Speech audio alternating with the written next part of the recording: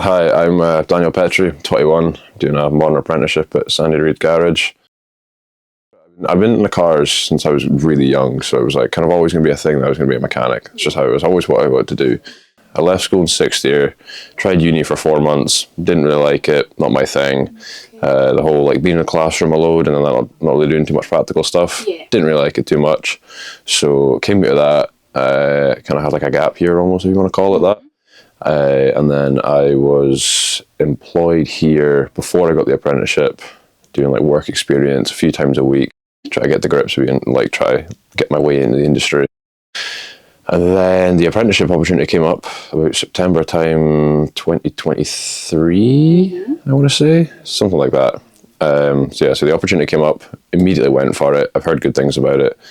My dad has got experience with the apprenticeship program as well. So he was like, yeah, apprenticeship would be good for you. If you don't like the uni stuff, you don't like, sit in a classroom all day, the apprenticeship's going to be good because it's a lot more practical stuff. You still have to do some college stuff, which is fine. It's all right. So yeah, it just kind of naturally snowballed into getting the apprenticeship through being employed here first.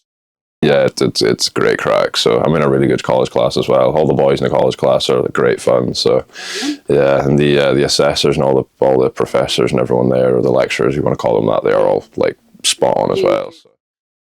So your portfolio is like you have like a bundle of evidence to provide to the college that you can do your jobs basically. So you get your 5 observations. So you have to get someone to come down from the college and watch you doing a job here just to make sure you're competent enough to do it yourself. And then we've got like actual portfolio evidence that we put together. So we have a template that we have to fill out. So you fill out the car that it is, the job you're doing, the job description, the PPE you're wearing. So then you got all your your special numbers you need, like torque figures and coolant pressure tester gauges and everything like that. Anyway, so that's all it's all laid out for you, pretty easy, and then you just upload the photos to it, and then the assessors will mark it and put it in your portfolio basically for you. So it's pretty easy. It's if you're a bit of a procrastinator like me, you trying to bring the works down. You can can sometimes get a bit away from you, but if you just spend a night just bashing through it, actually you can get back on it.